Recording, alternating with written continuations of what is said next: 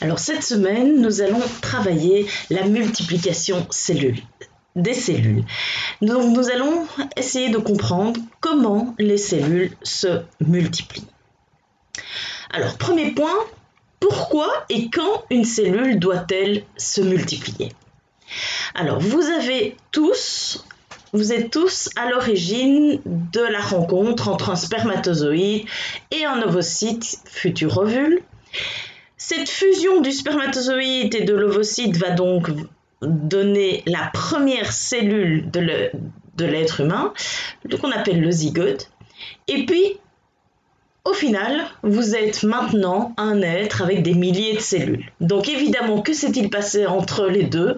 Eh bien, il a fallu multiplier les cellules. Donc dès que la première cellule est créée, elle va tout de suite se multiplier et les cellules issues de cette multiplication vont elles-mêmes se multiplier et ainsi de suite. Alors, pourquoi est-ce que les cellules doivent-elles se multiplier?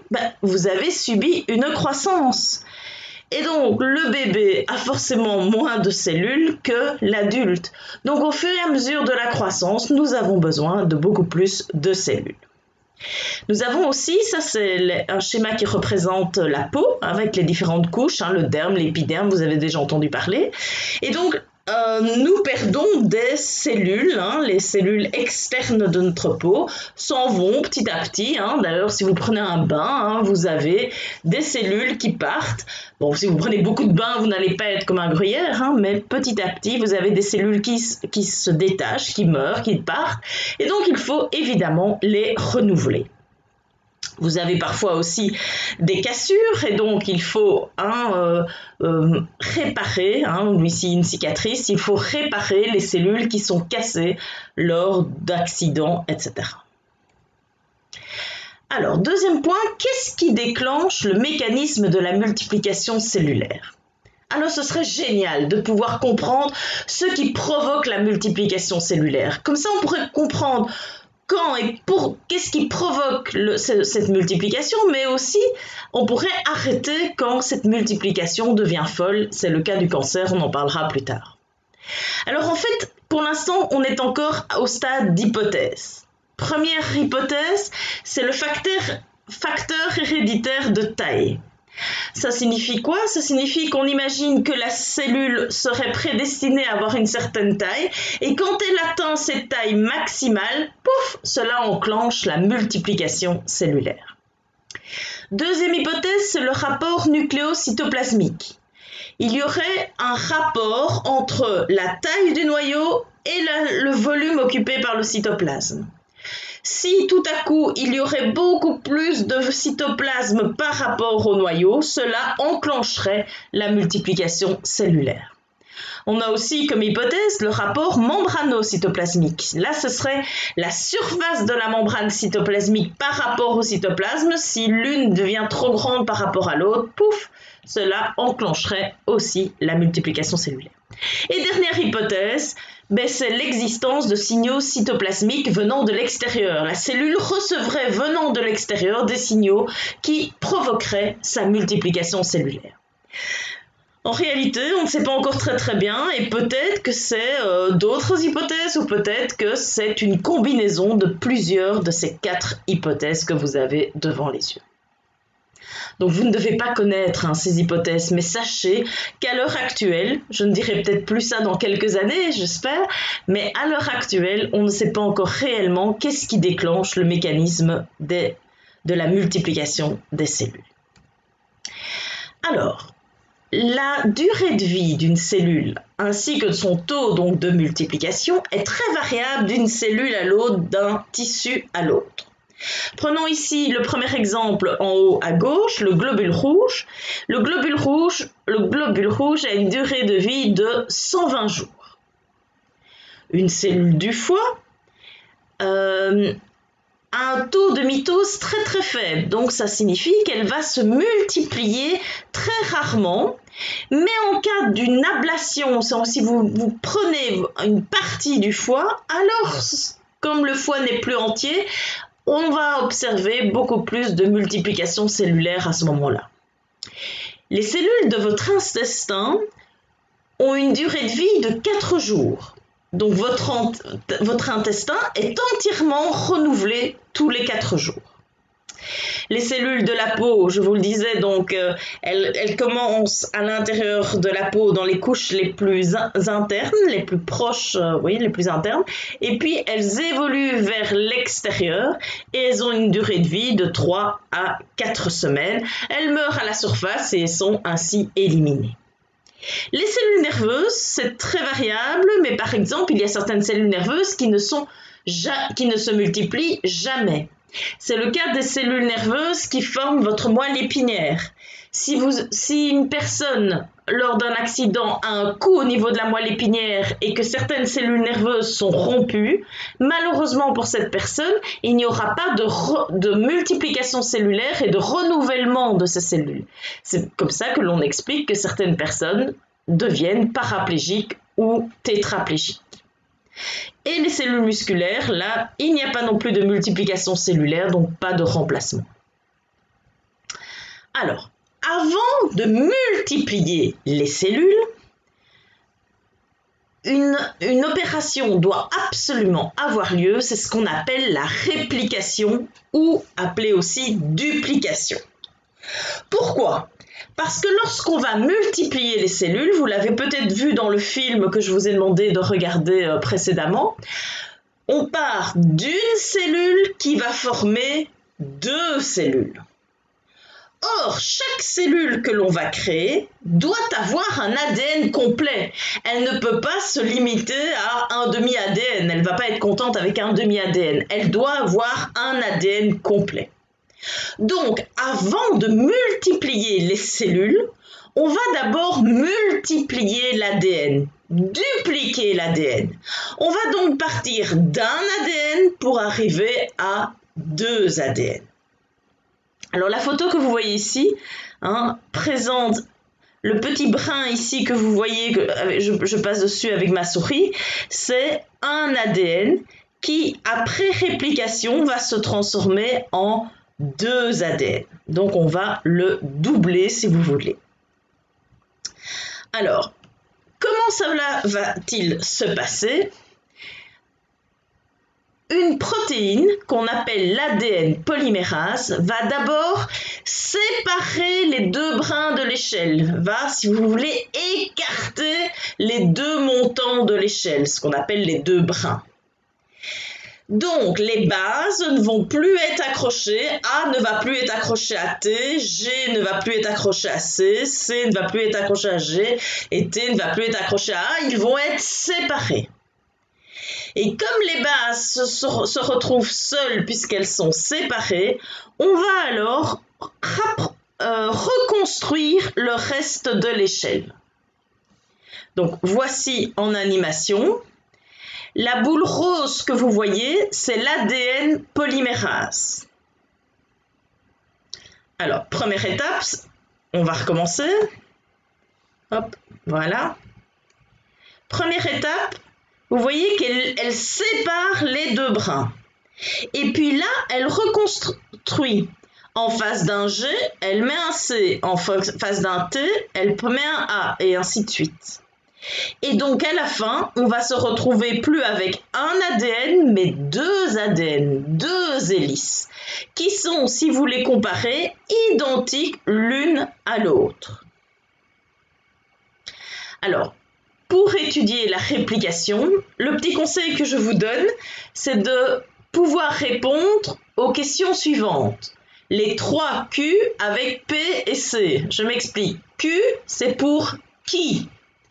Q pour quoi, Q pour quand, P pour pourquoi et C pour comment. Alors je commence, c'est quoi la réplication ? C'est une opération qui permet de doubler l'ADN, de partir d'un ADN et d'obtenir 2 ADN. C'est qui réalise cette opération ? C'est une protéine qu'on appelle l'ADN polymérase. Quand a lieu la réplication ?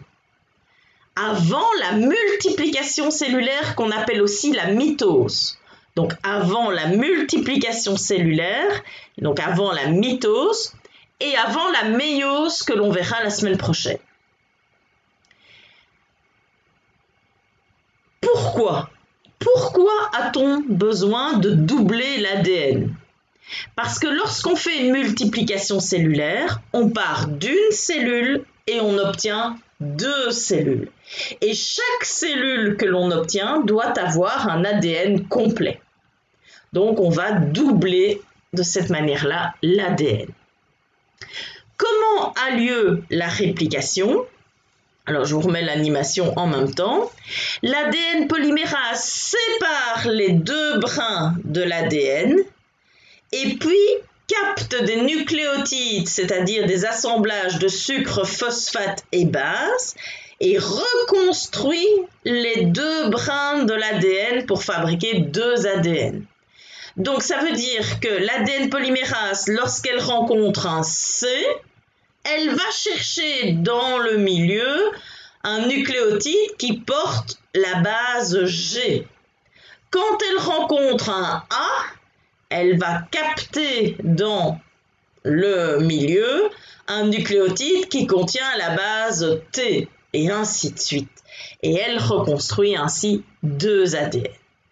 Alors sur le schéma que vous avez devant les yeux, vous voyez qu'en vert, c'est le vieux ADN, si je peux m'exprimer ainsi, c'est l'ADN de départ, ce qu'on appelle l'ADN mère. Et en rouge, c'est la partie qu'on a reconstruite, qui est nouvelle. Et donc on dit souvent de la réplication qu'elle est semi-conservatrice. Ça veut dire quoi, semi-conservatrice? Que chaque ADN que l'on a créé, donc on est parti d'un ADN qui est représenté ici en rouge, chaque ADN que l'on a créé contient un vieux ADN, donc un brin d'ADN de l'ADN de départ, et un nouveau brin qui est représenté ici en bleu. Donc chaque ADN contient un brin qui provient de l'ADN de départ et un nouveau brin ainsi créé. Donc la moitié de l'ADN de départ a été conservée dans chaque ADN. On dit que la réplication est semi-conservatrice. Ah, j'ai oublié de répondre à une question, mais c'est où? Voilà, et on peut aussi se demander, mais où a lieu la réplication? Rappelez-vous, l'ADN ne peut pas sortir du noyau, donc la réplication, elle a lieu dans le noyau. Alors voilà un petit film qui vous présente, ouais, il arrive.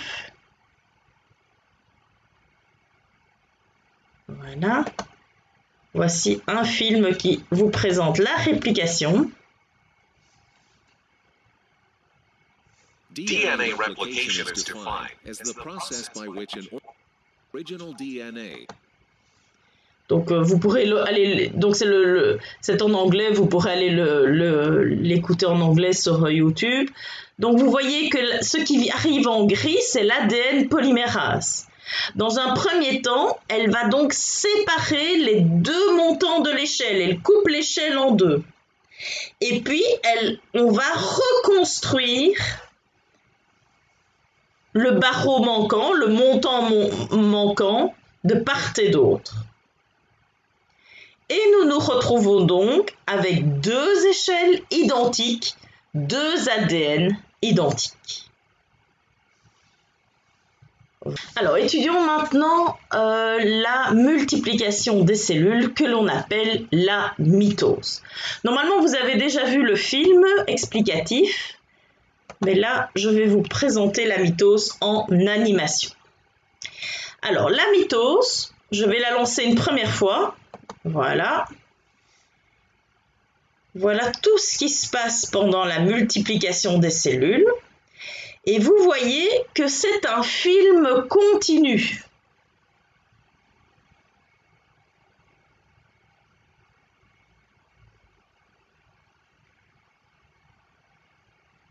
Nous sommes partis d'une cellule et nous arrivons à la fin à avoir 2 cellules identiques. Alors je vous le disais, donc c'est un phénomène continu, mais les scientifiques ont découpé la mitose en 4 chapitres, si vous voulez. Alors, et entre les mitoses, on appelle ça l'interface. Alors, ce qui vient d'apparaître devant vous, c'est ce que je vous avais expliqué précédemment. Avant de commencer la mitose, on est obligé de faire une duplication. On est obligé de doubler l'ADN. Et donc, on ne se retrouve plus avec un ADN dans le noyau, mais 2 ADN sous forme de chromatine, vous voyez, de serpentin qu'on appelle la chromatine. On l'a déjà vu précédemment. Alors, maintenant, la mitose va commencer. Alors, qu'est-ce que l'on voit? Vous voyez que la chromatine, l'ADN, quand il est sous forme de pelote de laine de chromatine, se condense et forme des chromosomes. Ce sont des chromosomes avec 2 chromatides, cette fois-ci avec un D. Chaque chromatide est la copie de l'autre. Puisque je vous rappelle que nous avions 2 ADN, ces 2 ADN se sont coupés et ont formé des chromosomes avec 2 chromatides. La chromatide ici est la copie exacte de la chromatide ici. Pareil pour l'autre chromosome et ainsi de suite. Donc, le matériel génétique, l'ADN, qui était sous forme de pelote de laine qu'on appelle la chromatine, se transforme en chromosome. On a un autre phénomène, il y a un organite que nous avons étudié, c'est le centrosome qui est près du noyau. Et le centrosome, vous avez vu au premier trimestre que le centrosome joue un rôle important dans la multiplication des cellules. Eh bien, on va voir quel est ce rôle. Le centrosome va se dédoubler. Donc, au lieu d'avoir un centrosome, on va se retrouver avec 2 centrosomes qui vont s'écarter des 2 côtés de la cellule. Je continue.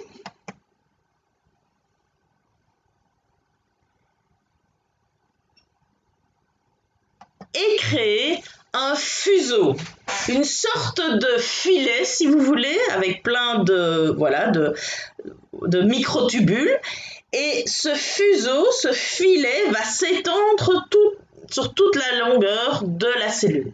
Vous avez vu entre-temps aussi que le noyau a disparu, la membrane nucléaire a disparu, et donc le fuseau occupe toute la place dans la cellule.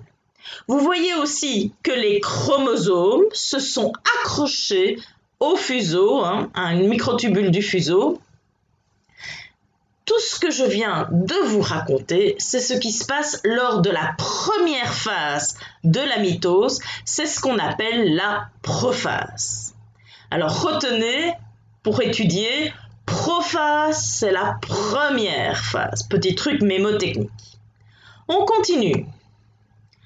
Alors, vous voyez que les chromosomes se sont tous alignés au milieu de la cellule dans une zone que l'on a baptisée plaque équatoriale, un peu comme l'équateur sur la Terre, d'accord?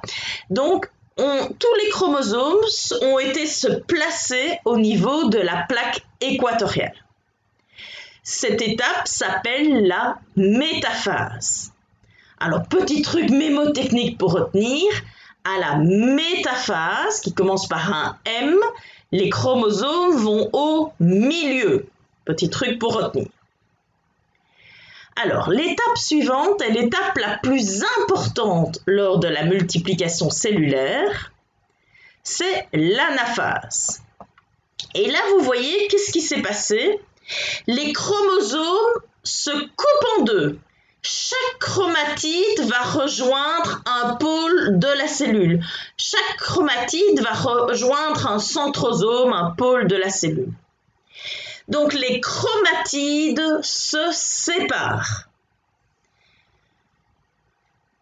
Petit truc mémotechnique pour retenir. C'était un élève une année qui avait retenu à l'anaphase égale adieu. Voilà, donc adieu, c'est parce que c'est les chromatides qui se séparent.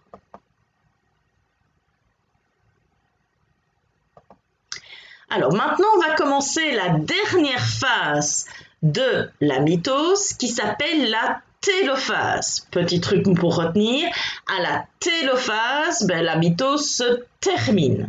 D'accord? Alors en fait, il va se passer quoi? C'est le contraire de la prophase. C'est-à-dire, hop, on continue, voilà, hop, voilà. Les chromosomes vont reformer de la chromatine, le noyau va réapparaître et vous voyez que l'on va recréer une membrane cytoplasmique. La cellule va s'étrangler et former deux cellules. La membrane cytoplasmique s'étrangle pour former deux cellules. Nous nous retrouvons donc avec deux cellules qui ont chacune un ADN.